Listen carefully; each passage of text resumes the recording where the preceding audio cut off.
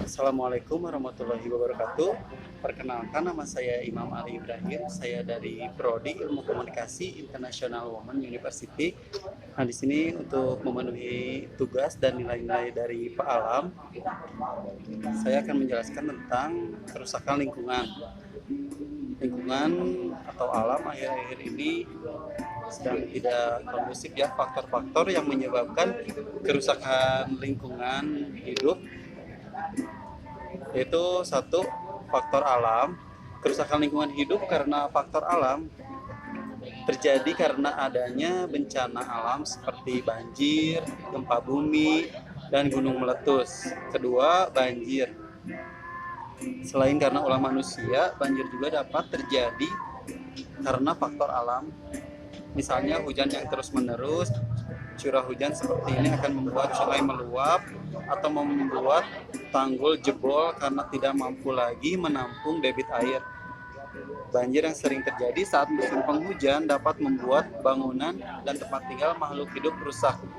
Lapisan tanah yang subur hilang terbawa air serta tanaman-tanaman rusak. Kemudian gempa bumi.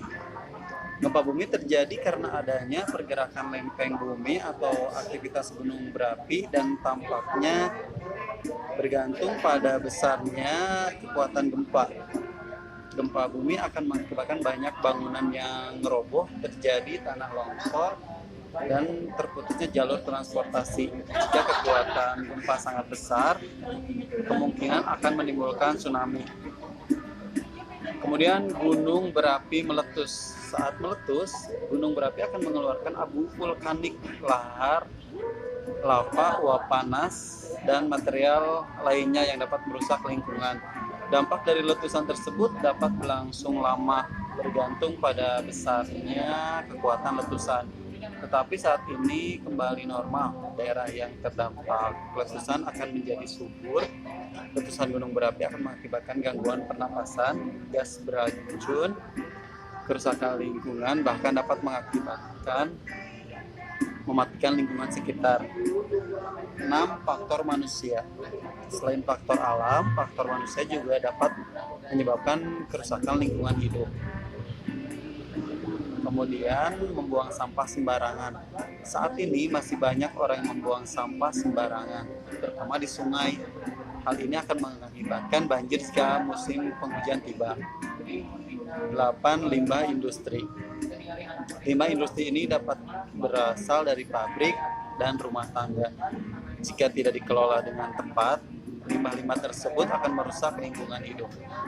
Dan selanjutnya, menebang hutan secara liar. Penebangan hutan secara liar saat ini, luas hutan di Indonesia semakin berkurang karena maraknya aksi penebangan liar.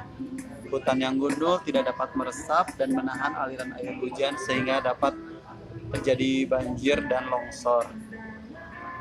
Nah, kerusakan alam itu bisa dicegah atau dapat ditanggulangi dengan cara tidak membuang sampah sembarangan, melakukan reboisasi atau penanaman tumbuhan hijau kembali untuk membuat resapan air dan hutan menjadi kembali berfungsi sebagai paru-paru alam. Dan kesadaran kita sebagai manusia untuk tidak membuang sampah sembarangan ke sungai atau di mana saja. Ya, sekian presentasi dari saya, Imam Ali Ibrahim, dari Prodi Ilmu Komunikasi International Women University, untuk memenuhi nilai dan mata pelajaran dari Pak dosen Pak Alam. Assalamualaikum warahmatullahi Koneksi wabarakatuh. Bluetooth dihentikan.